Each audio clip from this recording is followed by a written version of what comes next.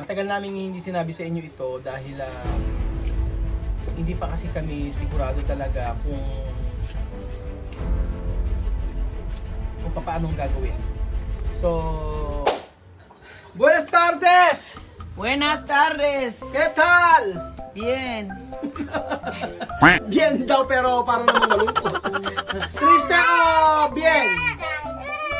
Bien. Bien. Bien. Mentirosa! No, bien. Okay naman daw si Juana, mga amigo.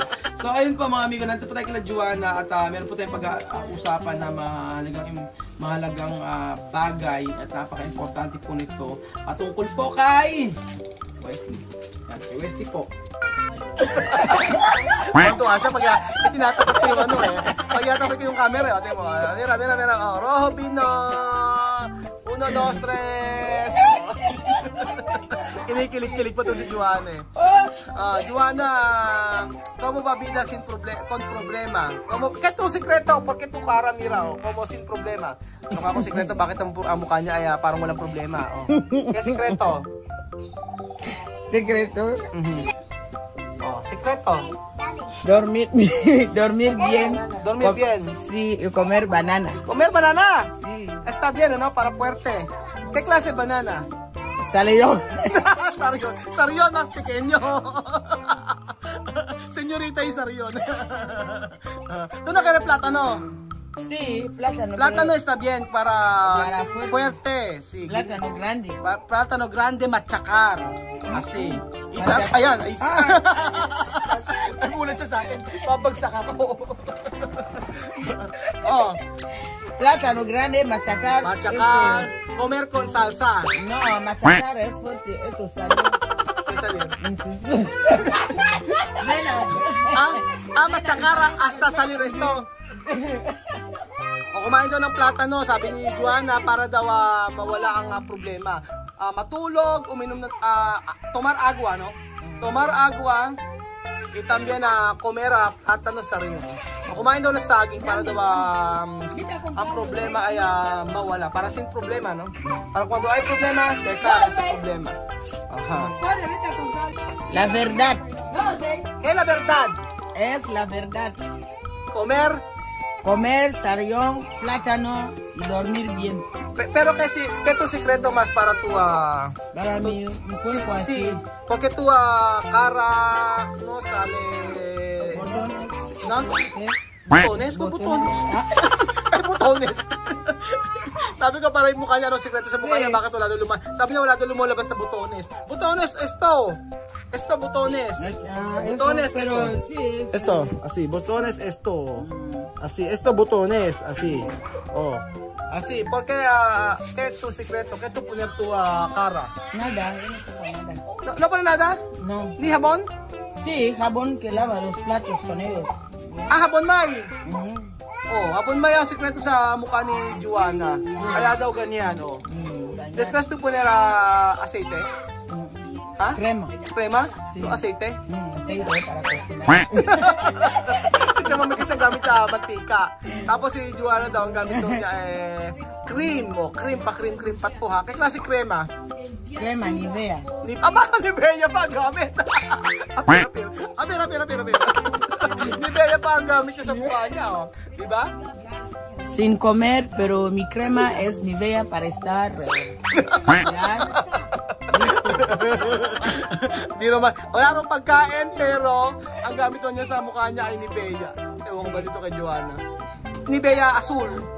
Nivea azul, Nivea blanco. Blanco. Nivea blanco? Sí, no. Yun daw ang sikreto ni Joanna. Hapon may po mga amigo ang sa kanyang sikreto para sa kanyang mukha at saka nagalagay siya ng Nivea. Kaya po ganyang por eso tu cara como como 15 años. Parang 15 años. No. Para como 18 años. Sí. Soltera. Sí, Soltera. ¿Cómo va postura 12 años? Postura 12 años. Ajá. 15 años. Post ng 15 años. 16 años. 14 años. 20 años. 20 años. 30 años. 30 años. Oo. 80 años. Hello, talaga to. Como postura como tiene 12 niña. 12 niñas. Ajá, como postura. Dime. Así. Así? Postura. Postura? Mucho problema. Sabi ko, paano kakapumusa nga 12 anak? Oh, sabi niya, maraming problema, ganyan daw. So, ayun po mga amigo, meron po tayong pag-uusapan na napaka-importante po para po para po malaman nyo about po sa kay Wesley at kay Joanna. Joanna, no, antes tú sabes estos, Wesley va mi país, no, Sí. para estudiar, no, Sí. pero no hay opción para él mismo ir mi país porque su edad menor de edad, no 18 años, no. Para yo explicar mi lenguaje. So napag-usapan na po namin ni Joanna about po sa pagpunta ni Wesley sa Pilipinas dahil po sa kanyang pag-aaral. So matagal namin hindi sinabi sa inyo ito dahil hindi pa kasi kami sigurado talaga kung paano gagawin. So habang tumatagal ay pinag-usapan po namin ni Joanna kung ano ang magandang option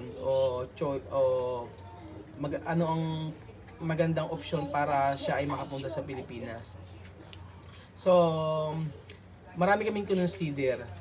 Ang sabi ni Joanna sa akin ay pwede siyang pumunta sa Pilipinas muna at after noon siya pagpunta niya sa Pilipinas, pagbalik niya rito meron na tatak yung passport niya at pwede niya samahan si Wesley. Kaya po nung sinabi ni Joanna yun ay pinag-usapan po namin ng mga kasamahan ko din para magkaroon sila, magbigyan nila ako ng payo about doon kasi meron po kasing magpapaaral kay Wesley sa Pilipinas. Yun po yung totoo. Ang sabi niya ay susuportahan niya pero ako ang mag-aalaga. Yun ang sabi. Ako ang ako pa rin ang responsibilidad kay Wesley pero ako yung mag-aalaga. Ganun po yung mangyayari. Tapos po, nag-usap kami ni Joanna regarding about sa passport. So, matagal na po ay inaayos na yung passport talaga ni Joanna. So, kagaya po kay Chamame, hanggang ngayon ay hindi pa rin lumalabas. So, ang tagal naming inilihim, ang tagal kong hindi sinasabi sa inyo kasi ayoko na mapurnada. Pero kasi ngayon malapit na po akong umalis. Malapit na akong umalis at bumalik sa ating bansa. Kaya sabi ko kay Joanna, apurahin yung pagpapagawa ng kanyang passport. So kagaya po niya ay wala rin pong identidad si Joanna o national ID. Kaya kagaya po ng kay Chamame, matagal siya nakakuha ng passport.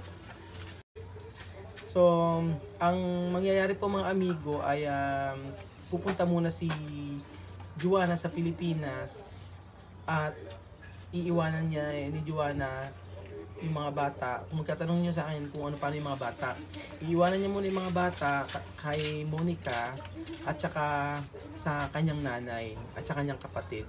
So kukuha sila ng bahay na magkakasama para maalagaan muna sila Ilan at saka si Bambino. So yun po yung option na pwede lang mga amigo. Yung si Joanna ay pumunta sa Pilipinas, matatakan yung passport at pagkabalik dito sa Equatorial Guinea ay pwedeng ayusin po yung passport ni Wesley para masamahan niya. Wala na kami makitang ibang option para makapunta si Wesley sa Pilipinas kung hindi yun lang. Joanna, solo option. Cuando terminar tu pasaporte, vamos conmigo. Después, cuando tú volver aquí, terminar tu bakasyon, Wesley va a hacer su pasaporte para ir mi país. No? Ang mangyayari po ay kapag hindi natapos yung passport ni Joanna hanggang makauwi ako, kasi malapit na hanggang ngayon wala pa eh. Ang mangyayari po ay kung kailan matatapos ito, kailangan may punta ka kay Joanna. And then kapag kami umuwi na Pilipina o Pilipino, papunta po sa Pilipinas, isasabay ko si Joanna. Ganun. So mahabang proseso, pero ang mahalaga po ay meron tayong option kesa sa iwanan si Wesley at yung magkaroon ng pagkakataon na makapag-aral siya sa Pilipinas. Kasi ang sabi nga ni nung mag-i-sponsor ay siya ang bahala sa lahat, sa pag-aaral, sa baon, sa ganun, pero ako mag-aalaga, yun yung sabi niya. Pero ang iniisip ko kasi kapag umuwi na ako ng Pilipinas o bumalik na ako sa Pilipinas at hindi ko ito nagawa, baka merong magigilty ako kasi yung pagkakataon na sana ay makapag-aral si Wesley sa Pilipinas at maging maayos ang buhay ay hindi ko nagawa. So, yun po mga amigo. Pero yun lang ang yun na talaga ang option. No, Joanna, tú entiende todos, no, porque antes tú sabes, no, yo quiero Wesley ir mi país para estudiar. Antes, mucho. Cuando yo volver aquí, tú sabes, no? Sí. Oh, sabi ko kay Joanna, alam ni Joanna yan, mula nang bumalik ako dito, talaga pinag-usapan namin Joanna na si Wesley ay gusto ko sa aming isama sa Pilipinas. O at nung merong mag-i-sponsor po, ganun. So, yun po mga amigo, yun yung option na aming naisip at yung aming napag-usapan ni Joanna. Matagal na nakagawa ko ng video regarding sa tao na susuporta kay Wesley sa Pilipinas. Hindi ko ito na ipalabas kasi natatakot ako na umako ng isang responsibilidad. Napakahirap po kasi hindi ko pa po nasusubukan kasi na sila misma, di ba? So, ang mangyayari po mga amigo, ganito. Yun yung aking matagal na inililihim sa inyo na hindi ko talaga sinasabi. So, i-revise ko, check ko uli yung video na ginawa ko dati kung pwede pa natin ipalabas para alam nyo kung ano talaga yung nangyari that time. Parang 2 o 3 atang video yun na hanggang ngayon ay hindi ko pa naipapalabas. Joanna, no, vamos a mirar tu pasaporte. Cuando tu pasaporte salir esto mayo, cuando yo salir mayo o junio yo salir aquí, vamos conmigo. Pero cuando no salir, vamos tú mismo ir a mi país con mi hermano o mi hermano, ¿no? Sí. Porque tú no hablar inglés. ¿Cómo va? You speak English? Kumakala naman itong si You speak English? Yes, I speak English. Small? Small. Big? No. Big? Small? Ang alam nilang nila, big ¿Qué inglés pequeño? Inglés pequeño o grande? Pequeño. Small? Big? Big English. Small ¿qué? Small qué? Pequeño. Pequeño? Grande. ¿Qué inglés? Grande. Big? Big. Big English? Big. Guapa. ¿Qué inglés guapa? Guapa. Sexy. Lady? Sexy. Sexy. ¿Qué inglés?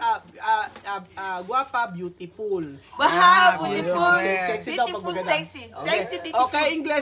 ¿Qué inglés?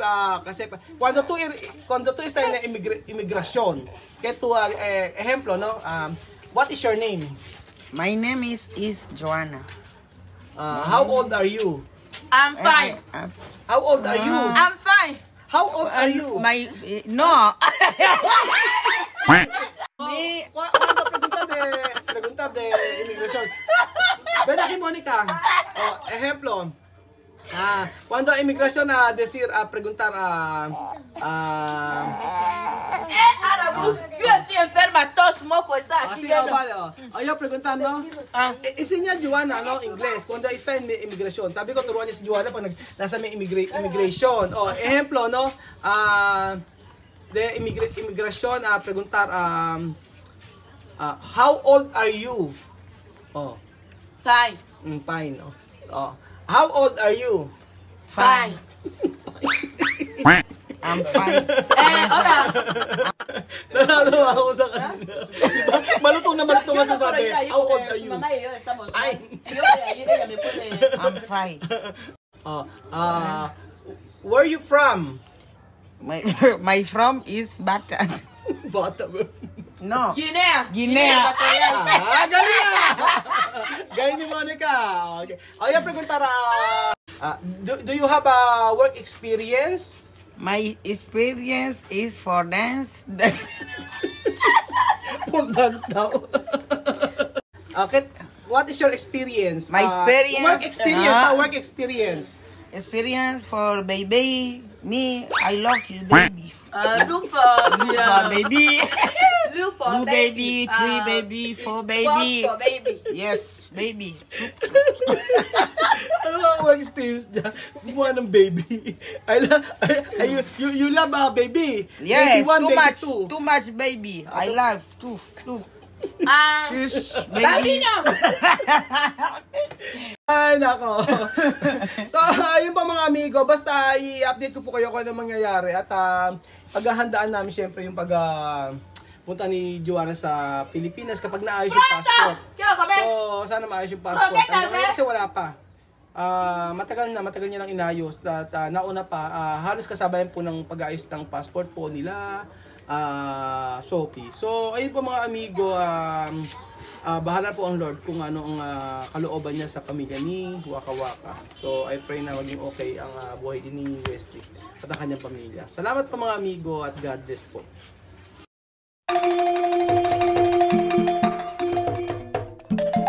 Na-appreciate ko yung paano sila nagdadasal.